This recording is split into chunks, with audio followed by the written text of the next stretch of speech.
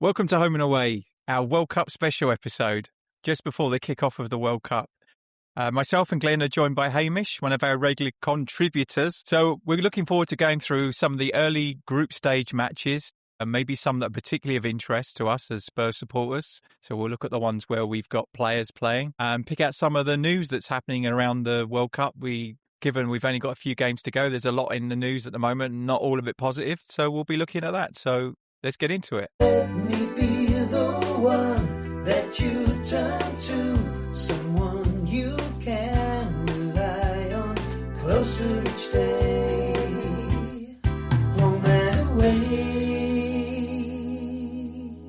Glenn, how you doing? I'm good, mate. I'm channeling my inner 1990, as you can see, which we'll cover in a moment. The three of us, I think, are going to share our earliest World Cup memories. But I'm good, mate. It's blowing an absolute gale here, but no, I'm broadly okay. How are you, Graeme? I'm good. It's been a bit hit and miss here weather-wise, so we've had quite a lot of rain this week. So yeah, sounds like summer. May was the warmest on record. June, not so much. So never mind. I was just saying, with your 90s shirt. 90 was my first drunken World Cup. Well, we can speak of drunkard. I gave Graeme Hamish a bit of a drunken phone call on Sunday night because it was a bank holiday here on Monday, and he put a question to me about, have you heard about this Tim Payne New Zealand player, which we'll get into in a minute. But it so happened one of the guys I was out with is a big football fan and is a Kiwi. So I just handed the phone to Mike, and Graeme and Mike had a chat, and I couldn't tell you what they talked about. So I basically wished him every success getting you home. Yeah, indeed. But yeah, well, look, welcome, Hamish. Thanks for joining, mate. We're doing something a little bit different here in a World Cup special. How are you, Hamish? You keeping well? I'm good. It's the middle of winter here in Wellington. I'm at work in my work garb today, but I'm looking forward to the World Cup. I'm working from home Friday, just quietly, so I can start watching the first two games in the background. And yeah, I'm actually looking forward to it. It's been a tricky one, hasn't it? Because I think a lot of the news, which we'll get into, but a lot of the noise, shall we call it, that's surrounding the World Cup is almost making us as football fans feel apologetic for looking forward to the football. And that's what happens when lines are blurred with politics and Infantino and all the bullshit. And it's much like you, Hamish. It's taken me a while to kind of get excited for it. But I'm with you. I'm ready for the football to start now. But there's so much noise surrounding it. But before we get into that, Graeme, as I just shared in my story, you'd messaged me. I didn't know about this, but this Tim Payne story. I don't know if, Graeme, you want to pick it up. And then, Hamish, you've got a few anecdotes to add about him as the individual, given that he's a Kiwi. But over to you, Graeme. So I'm all over social media most of the time. So I saw this crop up, and I think that the story is along the lines of some South American YouTuber went through every single individual player who's going to the World Cup for every squad and found the one with the least number of social media followers. And it was Tim Payne, who is a 32-year-old centre-back who plays for New Zealand. Wellington Phoenix as well, which is Mike's team, who you spoke to, yeah. Yeah. So basically he rounded up everyone he could get his hands on to try and get this guy more followers. And in the space of 2 days, he is in the millions. I think the last count was like he went from 2,400 followers, I think, to like 5.5 million, which is more than the population of New Zealand, which is absolutely nuts. And there's all kinds of like internet memes, like that. I think it's no pain, no gain, and stuff like that. It's just mental. It's one of those. It's a nice story. There's a couple other things as well. There's another. This was a really interesting one, though, because it's everywhere on social media. You can imagine once it got going, once it got ahead of steam, it's proper gone viral. So Hamish, tell us about Tim Payne. You're a Kiwi, mate. You're in New Zealand. So, yeah. Who is he? Yeah, I'm based in Wellington, where the Wellington Phoenix actually are from. I'll be really upfront. I'm not an A-League fan at all. I don't really follow it. I don't watch games. I don't go to games. I just have a real thing about the officiating and the standard of football. However, when the Tim Payne story broke, my first reaction memory was, okay, in 2020, and I've just looked this up, the Phoenix had to base themselves in Australia because of the whole COVID travel ban and everything, and New Zealand basically locked its gates for probably just about 12 months. He was arrested for drunk driving on a golf cart with somebody else, another player, over in Australia. And that was my, when I heard Tim Payne, I thought, okay, that's that guy. And he got suspended. I'm just reading. It wasn't Ben Stokes, was it? No, it wasn't. It was another guy, and he came out with a big apology, and he was embarrassed. But he got breath tested, and it was a positive result, and he was on a golf cart, him and another player, at night time. I don't know if it was after a game or it must have been during the week or something, but that was my reaction. And no one seems to have kind of, remembered that. And I was just reading, in 2020, he was a trialist with the Phoenix and somehow managed to get through the trial and actually ended up starting. And he was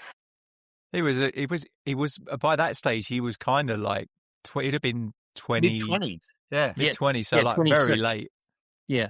And he'd been at Blackburn Rovers and as a youth. So he's got some, I guess, pedigree as a footballer. But yeah, so he came through the academy system, or I guess at some point. They basically crashed the golf cart, and they were staying at the Sydney Academy of Sport, crashed the golf cart and caused some damage to the golf cart and side of a building. So yeah, they went to court, or they could have, I think they have ended up avoiding court. It was kind of at the lower level of drunken driving. But yeah, that was my recall of Tim Payne, the footballer. Oh, his brilliant first stuff. public appearance. Yeah. Well, of course, the goal is, Graeme, with your social media presence, I hope, one, that you're following him. And if you are, let's make sure we send him this episode and give him a tag and see if we get a little mention. You never know. We probably would have done it if we'd done it 2 weeks ago, but we wouldn't have known about him. So. Yeah, exactly. Now we're small fry for him. Indeed. We're just social media minnows. Yeah. On the main news channels here, when it broke, there were all these social media influencers giving advice that now he'll be able to endorse products and he needs to monetize this and all this sort of thing. And I don't really think he knows what to do. I just don't think I agree. He's going to have to employ an agent or some sort of social media influencer to help him with this, because, no disrespect, as someone jokingly on another chat group of mine said, if he scores an own goal in the World Cup, he could lose 1 million followers. Yeah. A million, yeah. You get a million death threats. So New Zealand are some of my greatest pub trivia for World Cup football, in the only team at the 2010 World Cup to go undefeated was New Zealand, because Spain... Didn't they qualify for the knockout stage with no points? They didn't. They had 3 draws. So that's what I mean. But they didn't score any goals or something. It was something weird, wasn't it? Or No, they drew 1-1 with... Oh, okay. Yeah, it might have been Slovakia or Slovenia, one of those two. They qualified with 3 draws. Yeah, but any like a lot of people, if you're a bit of a football nerd like I am, and a few others, but when you ask the question, people will all make Spain, but it's not, because Spain lost to Switzerland in their first game. So, and then of course went on to win the World Cup. So the only New Zealand player I can think of in recent times is Ryan Nelsen, right? Who's Spurs? We had him at Spurs. It was one of the players that we ended up buying when Harry wanted far better players. Yeah, as I recall. Well, we were third in the league, and that's when we went and brought Louis Sarr, Ryan Nelsen, and somebody else I'm forgetting. Fraser Campbell. Yeah, something like that. Oh, yeah. But, so, for bringing it back around to New Zealand then, Hamish, the All Whites as they're affectionately known, like, tell us about your viewing experiences in New Zealand, because you've got 2 hours on me. So my kickoff times, for once, really aren't that bad across this tournament. There's a few shitty ones, but for the most part, I'd say there's a lot of games that are actually at a reasonable hour. So for you, even better, right? And New Zealand kickoff, and you're watching at home, or is there a family connection with watching the games, or how will you enjoy the World Cup, my friend? Yeah, good point. So the broadcast rights were bought by TVNZ, which is the equivalent of the BBC in many ways. And they've dabbled in sport a little bit. They have NFL games. They've had some other sports around, but this is the first time they've charged for it. And they've charged 45 New Zealand dollars, which is the equivalent of probably about £20 for the whole tournament. And it's all streaming. They've got a reasonably good app. I stream everything on TV as well. But the game times are perfect for New Zealand. Like this like Friday, the first game kicks off at 7 in the morning, and then the next game that day is like 2 o'clock in the afternoon. Yeah. And I just looked at the schedule on Sunday here, our time. There's 4 games from 7 in the morning, finishing about 5 o'clock at night. So it's basically a whole day of football. So the timings are really, really good. A lot of people have, well, you're always going to get moaners have kicked off about the pricing and how a national broadcaster shouldn't be charging for sports. But They have to pay for it, right? So I think it's a bargain. And obviously TVNZ, I assume FIFA sell the rights, have done a pretty good deal for like £20 equivalent of 104 games. Yeah, nice. It's funny. As I said earlier, it's trying to park all the noise and trying to get into the spirit. And Sunday here, so we've got games 5 a.m., 8 a.m., 11 a.m. and 2 p.m. And I'm doing similar. I'm hosting probably 20 or so blokes. I'm just going to have a bit of food and just watch all that. I'm just like, open door, arrive when you want to arrive. And then it's the Australia game at 2 p.m. So most are coming for that. So yeah, and then Graeme, for a change, you're going to have some painful kickoff times. There's some shitty kickoff times here. Welcome to the pain, my friend. Welcome. And actually, I can't even tell you how many problems that's causing me at work either. Given that we look after TV platforms for a number of customers, having games in Europe that kick off at like 3 in the morning is a problem, because there's stuff that goes on at night in our TV networks that ideally you wouldn't have all of your people set up watching a match. So you're trying to do like patches and upgrades, and then we've got absolute freeze on change during the World Cup, but we will have people sat around hoping that nothing happens. But it's going to be a busy time for my guys. But I think the most of the games are. So I think the earliest kickoffs are like 5 p.m. for us. And I'm assuming they're East Coast games. Let's have a look. Or Mexico, maybe. It'd be like 9 East Coast or whatever. Because I think the England games for you are 9 p.m. and 10 p.m. in the group stage. Yeah, they are. I've got a list. I've got it all in UTC just to make it easier for myself, because I knew that we'd have at least three sets of time zones on this. But so there is a mixture. Anything from the earliest one for me will be 5. The latest one will be 3 a.m. So it's a massive sweep, isn't it? Yeah, because such a huge continent. And I guess I don't know if it'll get any easier. I'm assuming the matches will become slightly more normalised. And I also think maybe I don't know whether they will. I don't know if the locations for the knockout stages are picked in advance. So do they already know that two teams? So, which means that you could still end up with England could end up playing at 3 a.m. Against someone, there's some tricky. It's going to be weird. I think a potential last 16 game for England could be Mexico in Mexico City. And that stadium is special, though, isn't it? Oh yeah, and I know that game kicks off for me 10 a.m. local, so that's 1 a.m. in England. That's the largest stadium, isn't it? In that's hosting. Mate, I wish that Mexico had so much more than they do, because they're an actual. They've got football heritage. They've hosted it before. They're fanatical fans. It's kind of a shame. I'm glad the opener is there, but I would love for more games to have been there. Yeah. I think it's Monterrey, Guadalajara, and Mexico City are the venues there. And they're great football people, right? So I kind of wish that there was more there. But look, I think we could probably pick any number of stories on the noise, as I'm calling it, and the bad. But I think I'll start with the pretty appalling treatment of the Somalian referee who has been sent home, which is just... So he misses his opportunity to referee in the biggest tournament in the world. Yeah. I mean, probably the pinnacle of his career. Yeah. And I was just reading the BBC article about it, and the immigration are just really saying very, very little. And it's just...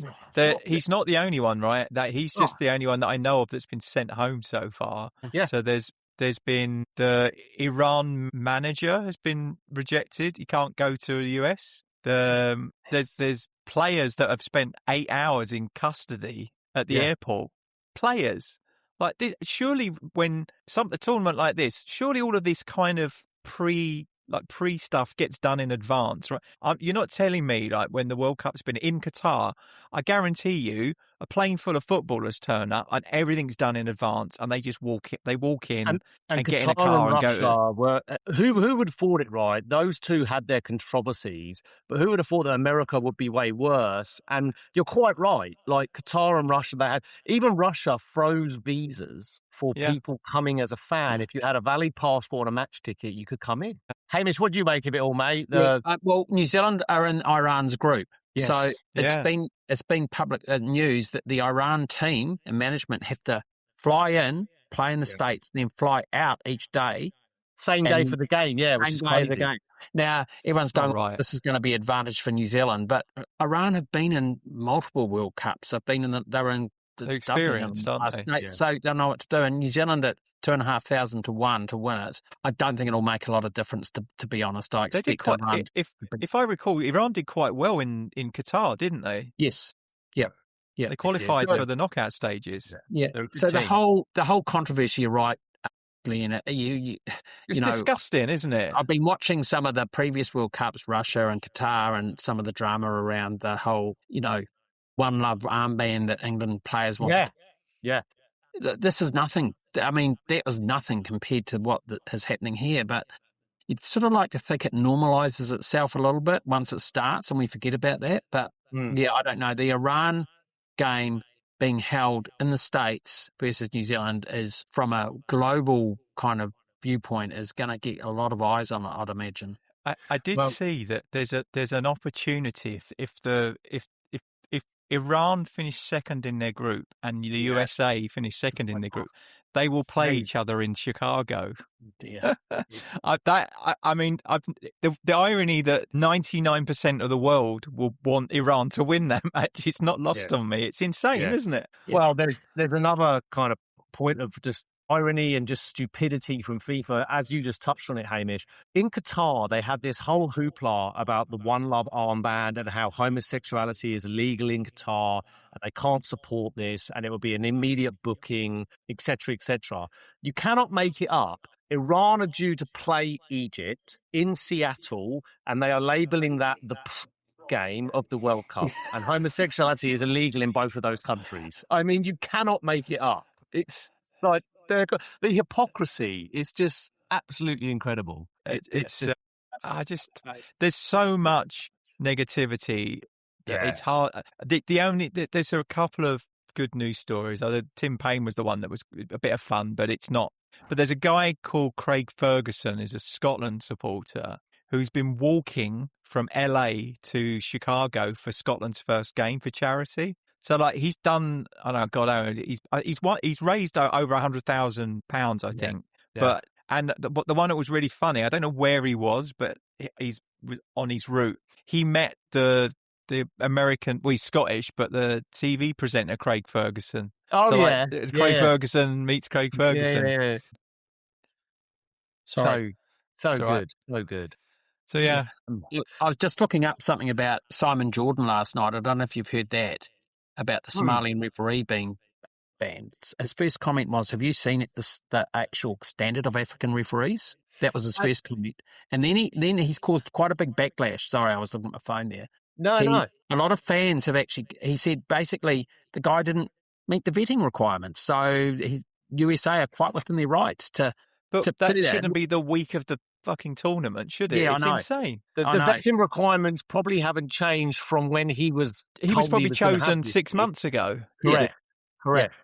Like, So, yeah. yeah, and to a degree, like if he has failed the vetting process and immigration, fine. But to Graham's point, you should fucking know this. This Well, isn't you had to fill out an right. ETS, one of those ETSA things, but well in advance. Oh, before you go to the- that's another thing. There are thousands of Scottish supporters who have paid a shit ton of money to get there for tickets, for hotels and everything. And their Esters were cancelled the week before the tournament and nobody knew about it. No one told them. So like they've turned up and they've been turned away. Absolute shocker, isn't it? Absolute shocker. Yeah. To Hamish's point, it's almost like you feel a bit dirty, but once the football starts, I will probably be more excited. But again, it comes with this tainted. I mean, Infantino and FIFA and Trump coming together like this is the worst possible storm. It's the axis of evil. Yeah.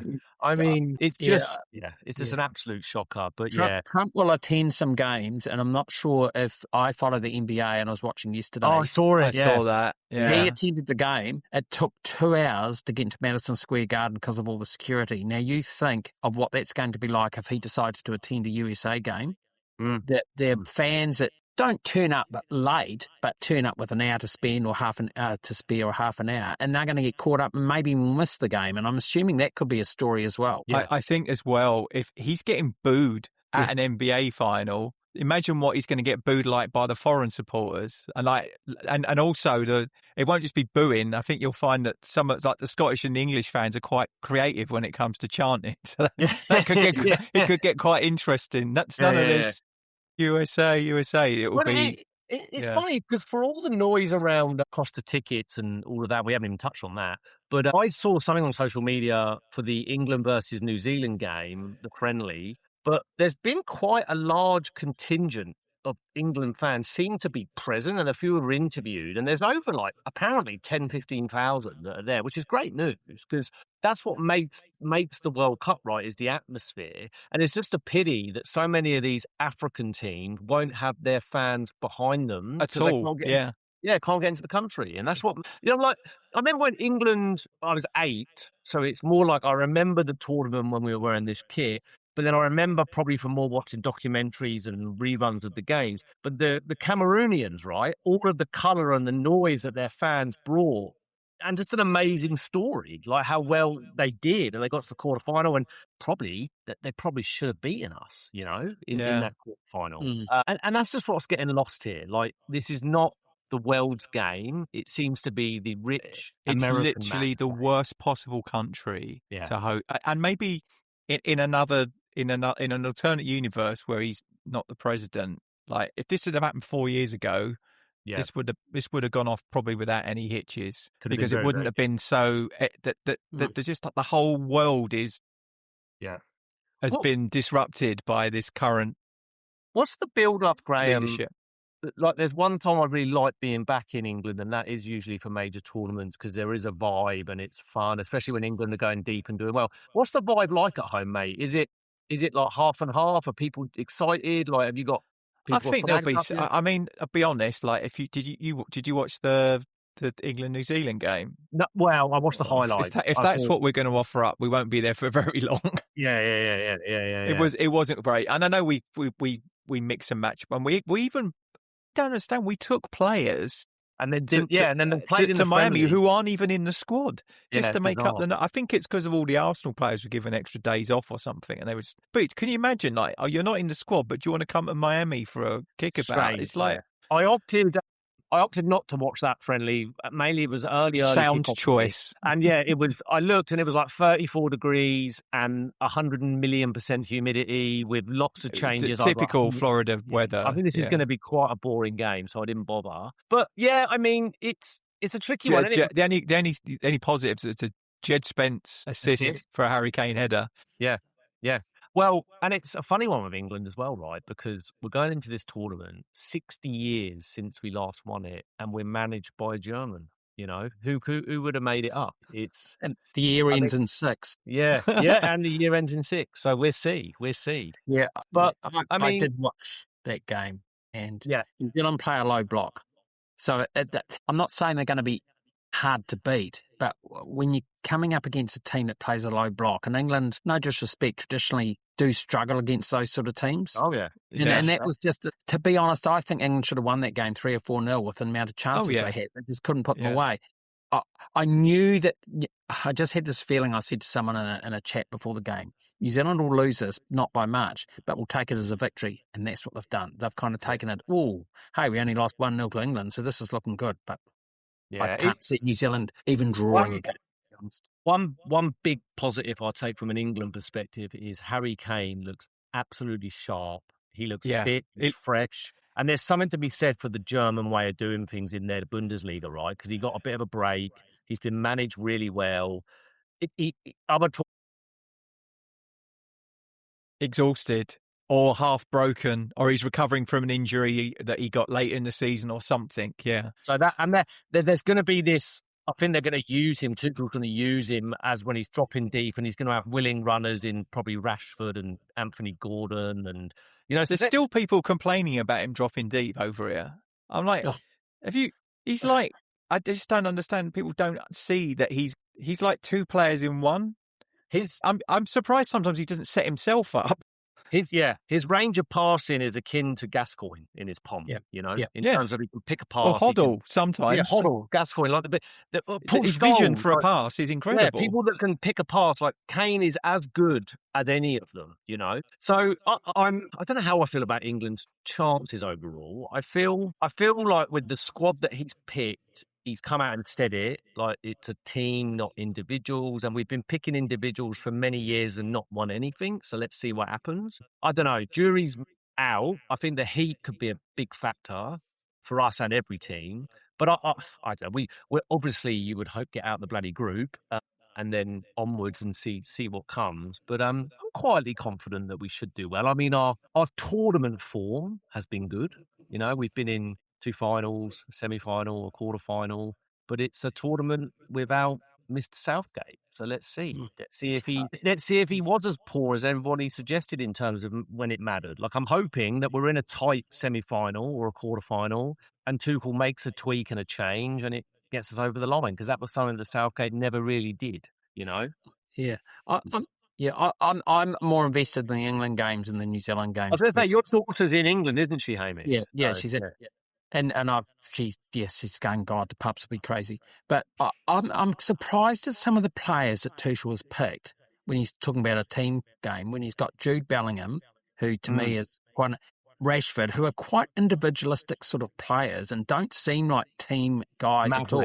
Yeah. Yet he kept at home Harry Maguire, who I think is probably one of the team players in terms of that sort of thing. Maybe his form didn't warrant and we're him. not blessed with that many good centre-backs that I wouldn't have not taken him for his experience, if not nothing else. Yeah. But it's weird, the whole Bellingham thing, because remember there was the whole drama, was it 6 to 9 months ago, when his mother seemed to get involved with some not being selected or something, and Tuchel sort of had to have a talk to him or something about his attitude. Yet next thing, he's in the team. And I think, to your point, Hamish, I think Bellingham is an absolute maverick. He's Billy Big Bollocks, isn't he? He is, but for me, he's got that ability, and I go back to the Slovakia game in Euro 2024, where we were out. We were down and out. It was literally the last kick, and he pulls out of the bag an overhead kick to level it up, take us for extra time. That's what he can deliver. Now, remains to be seen if he delivers that from a starting position or if he's used in a different way. Like, I was a bit surprised, and people may lambast me and say he's not been good enough, but I thought Foden was deserving of a spot in that squad, because he's the only English player, I feel, that can play a natural false nine. And I don't think we've got anyone to replace Kane, really. You've got Watkins, and Ivan Toney's gone. I would have taken Foden, because he can play left, right, central. He can play as a false nine. He can be utilised in a few different ways. So, isn't that also his issue, though, is that he's not... He can play anywhere, but is he the best player in any of those positions? And that's probably what Tuchel's looked at, right? He loves Morgan Rogers. So let's see what happens. And our first game, I think we're one of the last to play our first game. It's next week. Our Against first Croatia. game is the 17th. But with a nod to Spurs, we will get a close-up look at Vuskovic, because so we can go through. Let's go through the first week's matches, and we can look at look at ones where we think that there's of interest. So we've obviously got the first game will be Mexico South Africa in Mexico City. So that's a for me it's a 2 a.m. kickoff. It's like it's not a great start to the World Cup. Yeah. I'd love to see that as well, but I'm not sure I'm going to stay up till 2 a.m. to watch that. Then Sonny plays on Friday against Czech Republic. And he's their captain, right? Yes. Yeah. In Estadio Akron, so I'm assuming that's one of the Mexican stadiums, I think right? So, yeah. Yeah. Then Canada against Bosnia and Herzegovina in Toronto. USA Paraguay. It's USA's first match in LA. We do have a connection with USA, of course, with Pochettino. So I'll be interested. Well, also you're an American. I am. I've got an American passport, so let's see if I have to exercise the right of if England shit the bed, maybe America will be the who. You'll be sat there with one shirt under the other one. And you can take exactly. it off. I might get my daughter loves to sew. I might get her to do me a half and half one. Oh God, I don't do half and half anything. I won't do that. It's my worst nightmare. So that's quite interesting. So you're even as a household, you're split. Well, and of course, Australia play America as well in this World Cup. So so that'll be good for you. And then probably the first home nations match is on the 14th, which is Haiti-Scotland. Andy Robertson, new player. With Andy Robertson captaining Scotland as well. So that'd be a good one. That's what do we think of that signing, by the way? What do we think of Andy Robertson? I think it's a really sound investment in a player who has won everything, is a leader, has a winning mentality. And I think that there are times last season where we could have done with more people like him in the squad. So I feel like the people he's picking are that. They're like people with their mentality people. He seems to be picking people with the right mentality. Is he the best? Is he at his best? No, he's probably not. He's probably 2 or 3 years past his best. But I still think he's... I guess the question is, will he be available for more games than Udogie? Probably, because Udogie seems to be made out of rice paper. Yeah. I think it's a good bit of business. And I hope he gets through the World Cup unscathed and doesn't get injured. Yeah. And then, of course, looking ahead, we've got Mickey van der Ven will be playing against Japan. So there's an interest there. That'll be quite a tough game. Japan are not... Oh, they're a good team. Yeah, they're a good team. And then Bergvall, Sweden. That's a tough game. Sweden, Tunisia as well. Yeah. And then as you touched on it, Hamish, I was surprised as well, this name in the Spain squad, Pedro Porro. I don't think he's had a very good season at all. So I don't see how I'm right. But if he features, which you expect, but they're playing Cape Verde. So you'd expect Spain to win that. It's basically a rock in the Atlantic, isn't it? Yeah. So the other one that's interesting, which we skipped a little bit, is Germany Curaçao, which it's basically Germany against tiny place the size of a small town in Germany. Yeah.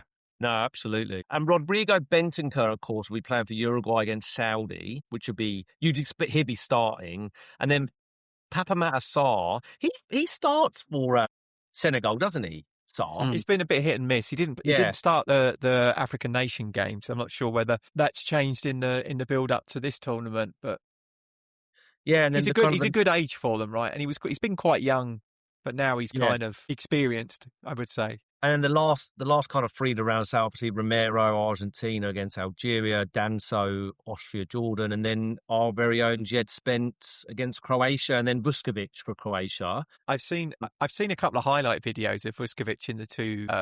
They played Belgium, and I forget the other team was, but he looked decent. Yeah, I mean, for a youngster, because Spurs have bought. So they're linked with the Brighton centre back. Van Heck. Yeah, and apparently we've got Senesi that we bought as well. centre back. The Bournemouth, Senesi. Yeah. They're saying, will he actually come back to Spurs? Like, is there going to be a place for him in the team? There's talk, isn't there, that Vuskovic might end up another loan because he's really enjoying it at Hamburg because his brother's there. Yeah, and I think that's been quite. And he hasn't been able to play with him because he's banned for failing a drugs test. Yeah. I don't know if I want to. It doesn't sound like a great role model. Yeah, no, indeed. Let's see what happens there if he does get a place in the squad. But look, I guess we've covered a fair bit, but something we haven't done yet. Maybe we should have started with this. But Hamish, what was your earliest World Cup memory? I mean, in terms of like obviously being a Kiwi and the time difference to Europe and all that. Like, what was your earliest memory you can recall, mate, from a World Cup? So there was no such thing as Sky TV or any sort of overseas sport in the 80s. When I first finished university, I basically went straight to London. It was 1990. So that was my first exposure to the 1990 World Cup, the whole Gaza hype. Yeah. And being a Spurs fan, the whole Gaza thing was cool. Yeah. But I was actually travelling a little bit around Europe at that time and trying to catch games in local bars and things like that. But one thing I do remember is I'd never really heard of Paul Parker. Yeah. And he had a storming World Cup. Yeah, he did. And then he sort of disappeared a little bit, to be honest. I don't think he did he start, he was at QPR, wasn't he? QPR, Man United. Yeah. I've got I've Yeah, I got a remember funny that. story about Paul Parker. So I Yeah, went and that was to my memory of how good he was. No disrespect, he wasn't a world famous name, and yeah. from my limited, first division Compared, experience. there was a Yeah. lot of, he wasn't a glamour player in that team, No. that's for sure. But that was I my first World Cup experience, and I remember the final just being one of the worst games I'd ever seen. awful. Yeah. Bramer, wasn't it? Bramer penalty. So in keeping with the 1990 World Cup, certainly that was my first proper memory of football. And I remember, like, obviously England had Gaza and Lineker. And then I just remember my dad, and it seemed really, really important that we would watch these games. And as the tournament went on, we got better and better. And I remember the semi-final, he put me in the car and he just drove around the town that we lived in, which isn't far from Graham. And there wasn't a car on the street, like driving. The roads were empty. And I remember that because he had to run, I think, to get some more beers or something. I don't know. He probably shouldn't have been driving, to be honest. But I just remember feeling like this seemed really important. And then obviously we didn't beat Germany, and it was a very sad ending. But that was my earliest memory. But coming back to Paul Parker, 2014 World Cup, I travelled out to Brazil and I booked tickets to games basically from the last group game. Little did I know that England would already be eliminated by the time I got there. So I had tickets for England-Costa Rica. And me and my mate Neil, we came into the stadium and we kind of asked the steward, like, where do we go for our seats? I'll just go up that staircase. And I'm walking up the staircase and I'm in the same row as Paul Parker. He was sat watching the game. So I walk up and I go, you assisted Gary Lineker's equaliser against Germany. And I shook his hand and we had a great chat and we were watching it, and he was pretty disgusted with Hodgson and just how the World Cup had gone. And he was a lovely guy, like really, really nice chap. And there's a picture of me somewhere with him. I'll share it with you both after we finish the recording. But yeah, that was my earliest memory, 1990. But Graham, over to you, mate. So I have my earliest matches that I watched, and I think it's worth mentioning. Like I started watching football as a young kid in the 70s, and there was not a lot of televised football at all then. Like if you saw one match a week, you were lucky, and it could be anything, right? It's probably some League One match or something, or you might get lucky and there's an FA Cup week and you'd see an FA Cup game or something. But there was literally a real lack. There was hardly any televised football. You get a highlights reel on Match of the Day, probably be your lot. But of course, when the World Cup comes on, it's always on terrestrial television, so all of the matches are watchable for everybody, or at least all the. I'm not sure if they would show every match back then, but you could definitely see all the home country matches. But in this instance, my first memory is 78, which we didn't qualify in Argentina, which we did qualify for. Yeah. And but Scotland did, and I remember watching some of the matches, especially the final, the Netherlands against Argentina. It was a rough old game as well. Yeah. The Argentinians just kicked them all over the place, but it was a real so I recall that, and of course that summer was particularly important as Spurs fans, was because off the back of that, and it was like world news that we signed two of the World Cup winning side from Argentina in Ricky Villa and Ozzy Ardiles, and I guess that really is what kind of lit my enthusiasm for following Tottenham. I mean, I've got family who've always been Tottenham, but it really got me back into watching and caring about it, and got my granddad to take me to see games, and so that was kind of it. And then, but I'll skip forward a few to 1990. Two things I recall about that World Cup. The first one is I just started working at BT. I was working in London, and I was like the youngest person there by about 10 years. So most of these middle-aged men were talking about previous World Cups. And do you remember in 86? And then one of them said, do you remember in 1970 when Bobby Moore got arrested for shoplifting? And I'm like, no. They said, why not? Because I wasn't born. And they were not happy. So, as I think I mentioned, it was my first alcohol-fueled World Cup. So I was, 18, 19 at the time? 19. Yeah. And I was living in Cheshunt, so close to the Tottenham training ground. And we were going out in Cheshunt to watch the matches in the pubs. And it got quite rowdy, as in one of the pubs we went in, the air conditioning got pulled out of the ceiling. It was like, it was bad, right? But what I recall is that that Italy had played a group match earlier than we did. It was like one of the first matches, and where I lived around Cheshunt, there's a lot of greenhouses. Like a lot, they grow a lot of like salad vegetables, and it's all Italian families that own these massive greenhouses. So like, there's loads of Italians in the area. So Italy won. So like, there's all of these little like Fiats going up and down the high road, going beep beep beep beep with the Italian flags out the window. I remember that.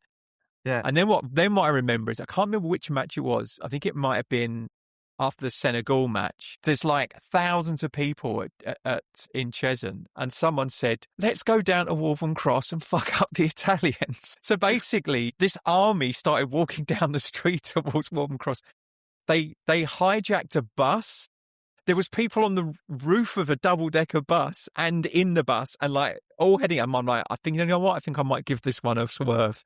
Yeah, but like, it was carnage. Like there were, I think we ended up on the news. It was so enthusiastic, shall we say? And then I remember watching the semi-final, and of course we lost. And then I was in Mallorca for the final, and I think I watched it in a bar in Mallorca. But yeah, that was my first adult World Cup, I think. Yeah, I think I was. Go ahead, Hamish. Yeah, I went to France '98, so I was living in England, came back to New Zealand for a couple of years, and then went back and went to France '98 with some mates. And that was another really good World Cup in many ways. England, I was with three of my English friends, and we didn't have a lot of tickets, but we ended up going to 9 games. You could buy the tickets. So much easier then, wasn't it? Yeah. And like, we ended up, I remember going into a ballot at New Zealand Football and getting some tickets for Denmark, Nigeria, and Paris, and the new stadium there at the time. And yeah, it's pretty cool to go to a World Cup. I think it's a special time. I've never been to a World Cup match. Despite England being eliminated, once we were in Brazil, we actually had a really good time, and it was probably informed by the fact there was no pressure. Like, we didn't care. You just enjoyed the football. But to your point, Hamish, we got word when we were there. We went to a few games, and then we got word that the city we were in was Brasilia and Portugal playing Ghana. And we got word that you could still go up to the stadium, and they hadn't sold out, and you could still buy a ticket. And I was like, see Ronaldo, like in his prime, it's amazing. Like, and just got the ticket, and they were so reasonably priced. I think I paid $47 for like a decent ticket. Like, mad, isn't it? Just absolutely. When you look at what they're charging in the US for.